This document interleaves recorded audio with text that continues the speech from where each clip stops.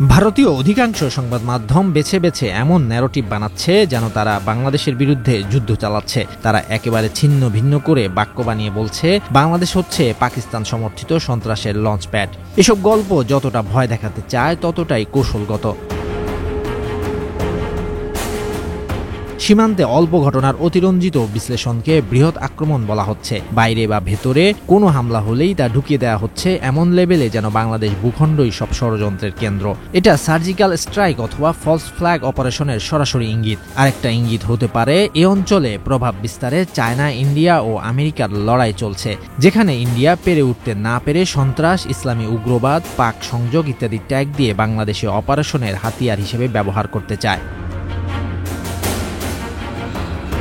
Indian মিডিয়ার বাংলাদেশ বিরোধী প্রোপাগান্ডার অংশ হিসেবে 5 আগস্টের পর থেকেই বাংলাদেশ বিষয়ে ডিসইনফরমেশন ছড়াচ্ছে। কোনো ভারতীয় মিডিয়া 8 আগস্টেই বাংলাদেশকে সম্ভাব্য শত্রু দেশ ঘোষণা দিয়ে বাংলাদেশের বিরুদ্ধে তথ্যযুদ্ধে নেমে গেছে।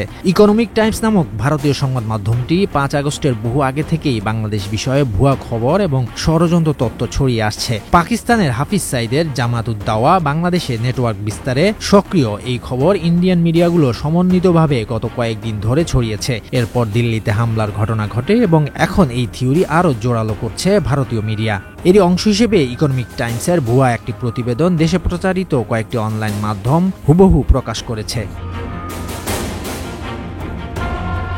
সাম্প্রতিক খবর বলে যে বিজেপি সরকার কৌশলে চিকেন স্নেক সংলগ্ন এলাকাগুলোয় নতুন গ্যারিসন বা ঘাঁটি স্থাপন করা হচ্ছে ধুবড়ী, বিহার এবং পশ্চিম বর্ধমানে। এই ঘাঁটিগুলো করিডোর রক্ষায় নজরদারি, দ্রুত প্রতিক্রিয়া ও ভারসাম্য রক্ষার কথা বলে থাকলেও বাস্তবে এগুলো উত্তরের সীমান্ত প্রস্থের নিরাপত্তা ও গোটা অঞ্চলকে ঝুঁকিতে ফেলতে পারে। এক্ষেত্রে বাংলাদেশের জন্য সবচেয়ে বড় বিপদ হচ্ছে দেশের অভ্যন্তরে কাজ করা এমন প্রভাবশালী ফ্রন্টগুলো যারা রাজনৈতিক, সাংস্কৃতিক, সামাজিক, সুশীল সমাজ ও মিডিয়া হাউস লেভেলে ভারতীয় স্বার্থ রক্ষায় সক্রিয় থাকে।